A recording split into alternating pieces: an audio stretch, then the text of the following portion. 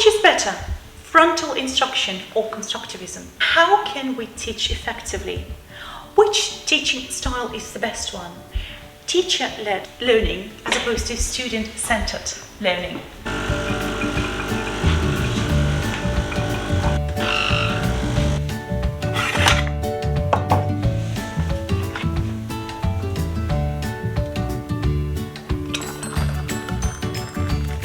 Morning guys, I hope you're all well. It's going to be a gloomy day here in Munich. It's supposed to be raining all day long. And why can I tell that my videographer skills are getting better? Because I know instantly that the quality of my video is going to suffer from it. Just saying, little warning. I get questions such as, what is the best method to effectively prepare for exams? Are flashcards useful? They are definitely useful when you make use of those. Let's do this! Всем привет! Hallo, zusammen! Hi guys! Welcome or welcome back to my channel. If you're new here, my name is Anastasia and I make videos to share my experiences as a Russian German, my integration process, my language learning journey, and specifically this series is devoted to my academic journey. 2 weeks ago, I was talking about my studies at LMU, specifically about the teacher training course, which is called in German Lehramt. And 2 weeks ago, I was focusing on my first major, which is English. Last week, I was talking about Russian, which is my second major. Today's episode is devoted to the last component of a Lehramtsstudium, which is Erziehungswissenschaften, or short EWS, which I think could be translated into English as pedagogy, but if you approach it literally, you've got Erziehung, education, you've got Wissenschaften, sciences, so educational sciences. Based on my transcript of records, I'm going to briefly walk you through the structure of today's video. The first module you've got to take is called General Pedagogy or Allgemeine Pädagogik. Then it's followed by a more specific area in research, and it's called School Education, Schulpädagogik. This is followed by the so-called Pädagogische Studien or educational research. Last but not least, you've got psychology. To the larger extent, it's all about educational psychology. Then you see this nice little circle, which is supposed to represent this one area you can choose from. These four are obligatory, are compulsory. This one is you've got some freedom. I went for the fundamentals of the school education. Grundfragen der Schulpädagogik. Real short. These two majors are devoted to gaining subject knowledge, which is Fachwissen in German, okay? But this component is devoted to how on earth can you teach that subject knowledge in a classroom to your students who represent a great number of languages, a great number of socioeconomic backgrounds, a great number of attitudes. I won't be talking a lot about general pedagogy. This is one area I really did struggle with. I've got my worst grade in Allgemeine Pädagogik. I was bored, I'm not gonna lie. Schulpädagogik, on the other hand, instantly sparked my interest. Educational psychology is really exciting. Quick disclaimer, this is such a huge topic. What I'm doing here is, again, just scratching the surface, basically. Just providing potentially some direction, so you know how to navigate in this ocean of information is essential. I am going to walk you through each of the modules that you've just seen up on the board.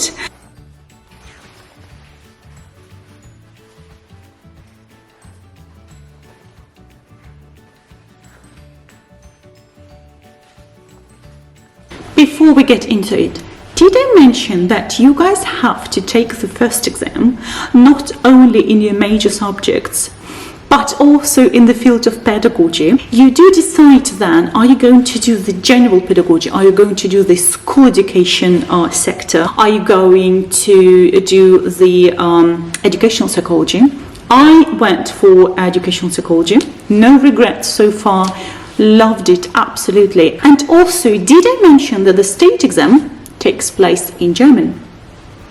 This is why, if you are a migrant, as I am, an immigrant student, and your German needs improvement, definitely go and check out my video on how I've learned German from 0 to C2, because you've got to have C2 at least, I would argue, to master those requirements. You know that the state exams are collected and then marked independently and anonymously, so you probably will never find out the person who's marked a state exam, but you've got 2 examiners to guarantee that the whole process is free of bias. Number 2, the examiner will not take into consideration if this exam was written by a migrant student or a native speaker of German. Why am I saying this? Because not only the content, you read the question, then you will come up with an answer, which is your content, and then you will also provide some analysis normally. So content analysis and also grammar, so punctuation, spelling, syntax, everything is taken into consideration. Being a migrant student myself and having taken the state exam, I had a 2, a solid 2, which is like a B. And I am absolutely happy with this achievement. If you didn't know, now you know. You can't take the exam in English, so you can't write it in English. Apart from, if you start in English to become a teacher, then obviously you would write an essay in English. Well, that's the only thing. And then also, when you take the oral exam, it's also taking place in English.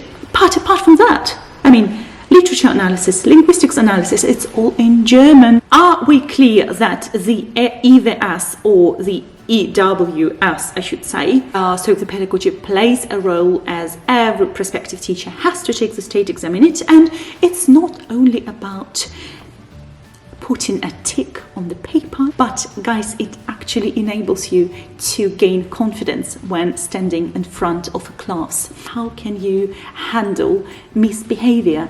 What should your response be? Is intervention better than prevention, or is prevention better than intervention? It comes to classroom management. Is reward and reinforcement still relevant?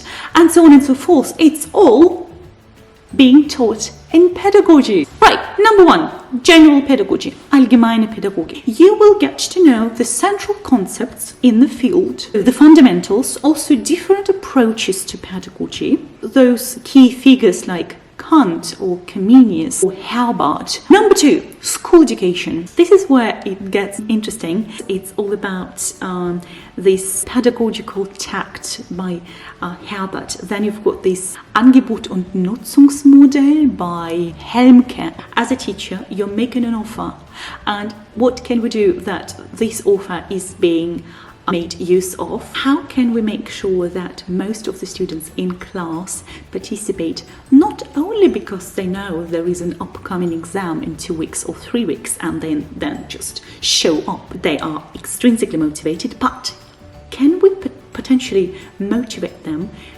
Can we spark an interest? Can we share our enthusiasm with them so that they get intrinsically motivated, which is actually the end goal? So this is something we should be aiming for, definitely. It's also about how can we prevent misbehavior from coming into being? What are those techniques?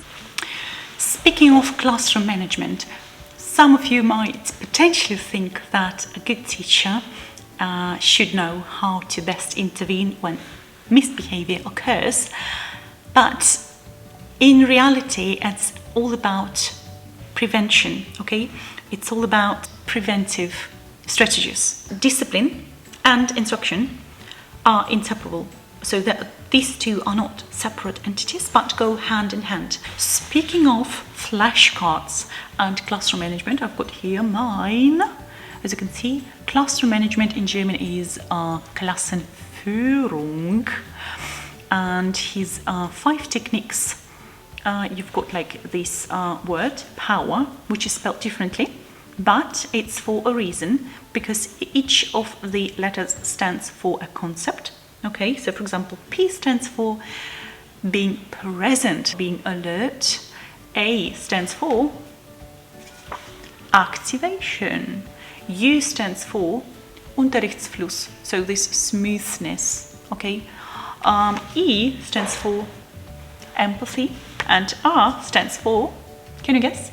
Rules, of course, which you set well in advance. Also, speaking of classroom etiquette, this book, I know it's been criticized by some students, but I really liked it. It's written in a almost colloquial way. It's based on a talk this professor was giving, and so her name is Schuster. So Beate Schuster, and it's called Führung im Klassenzimmer. It gets you thinking, it really does. Disziplinschwierigkeiten und sozialen Störungen vorbeugen. So it's all about prevention, but also how can you effectively intervene when something out of the ordinary happens. Then we've got the educational research, which is super exciting because it's like cutting edge research in education. With the coronavirus still being around and the 2 years stolen away from us because of the global pandemic, more and more researchers, of course, have come to the conclusion that digital learning or remote learning is something that will be the norm potentially in the near future. And then we've got psychology, of course. So we've got all those learning theories. I definitely would recommend purchasing this book, Pädagogische Psychologie, the field which really interests me as a teacher, obviously. I'll walk you through the table of contents to show you how brilliantly it's structured, and it covers every single aspect that could be asked in the state exam. Right, as you can see, the very first big chunk, big part is devoted to the students themselves. So you've got their cognitive development, their language development, and also emotional development, social development, and personality development. And also it's about the individual differences with regards to the learning experience and learning disabilities. And the last chapter in the first part is about culture and diversity. Moving on to the second big part, which is about learning and motivation. So we've got the behaviorist approach to learning. We've got cognitive theories with regards to learning. We've got complex cognitive processes. We've got socio-cognitive and constructivist approaches to learning, motivation, like motivation during the teaching process and during the learning process. Then also we have learning and social interaction. So collaboration and community. And the third and final part, number 3, deals with teaching and evaluation, marking, grading. So for example, it's about how can we create learning environments, how can we teach learning. It's about standardized tests. It's about how to objectively, so how to construct tests, and also how to objectively assess and evaluate those.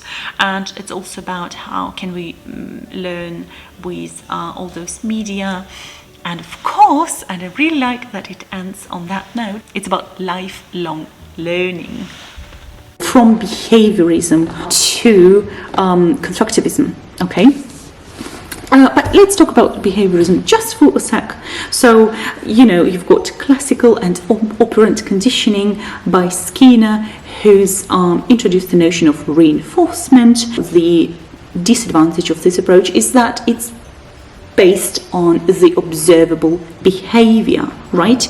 But what about our individual thinking? What's going on in students' minds? Because students are not empty vessels to be filled with knowledge. Students are not this famous tabula rasa. This is why we've got a different approach to pedagogy, which is cognitivism, okay? So it's based on what's going on in students' minds. So the famous model from Atkinson and Schifrin, their storage and retrieval processes in long-term memory. Of course, we also have social constructivism, championed by Vygotsky. It's about the importance of social interaction as a key component in their learning experience. And then, of course, we've got this cognitive constructivism by Piaget. It's all about how how learners construct their knowledge individually. Deeply personal and internal process that takes place in students' minds. I really like cognitive apprenticeship, which is of course based on cognitive constructivism. What it's about, it's based on the traditional apprenticeship. How can we model the process of writing?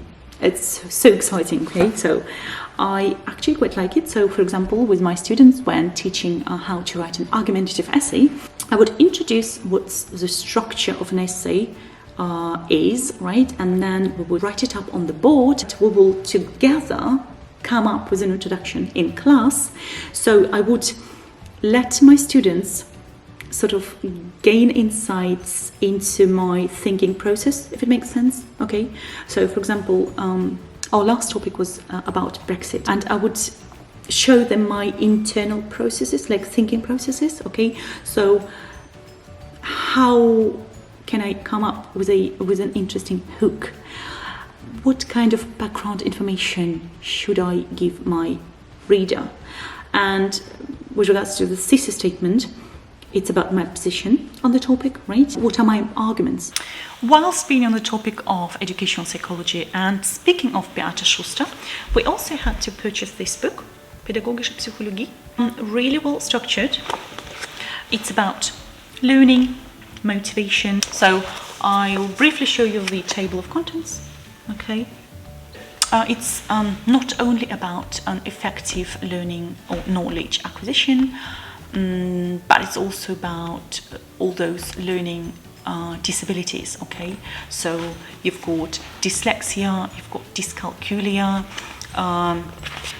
ADHS, you've got depression, okay?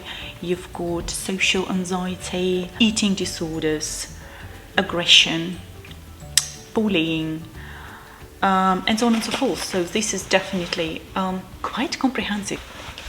And of course, you cannot complete the field of pedagogy without having heard of Hattie and his famous meta-analysis. These modules that you've seen up on the board are of course intertwined. It does get repetitive at times, but repetition might be useful because it solidifies your knowledge. You might be thinking, but why do I have to bother? Why do we have to take those modules on pedagogy? Can't I just be left alone to teach my subject knowledge to, a class I've been assigned to facilitate their learning and to optimize their learning experiences to the best of our abilities? We need to take into consideration all those variables, be it emotional development, be it social development, be it motivation. First things first, let's have some brunch. So I've made some scrambled eggs with some broccoli, red onions, and of course avocado.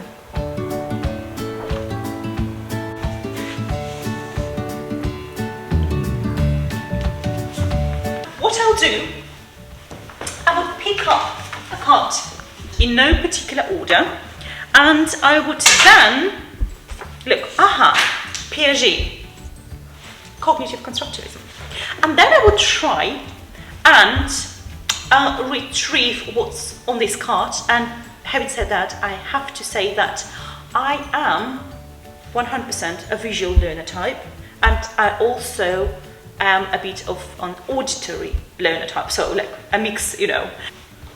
I do remember how I did construct this card, okay, so and I would then just go through it. I would repeat and try to make connections to, you know, in which of those areas is this particular topic situated? What's the link to the overarching topic of the pedagogy? And how can I possibly implement it in teaching English, in teaching Russian? Alright, that's it from me. I wish you all well. Stay healthy, stay safe. Всем пока. Tschüss zusammen. Bye bye.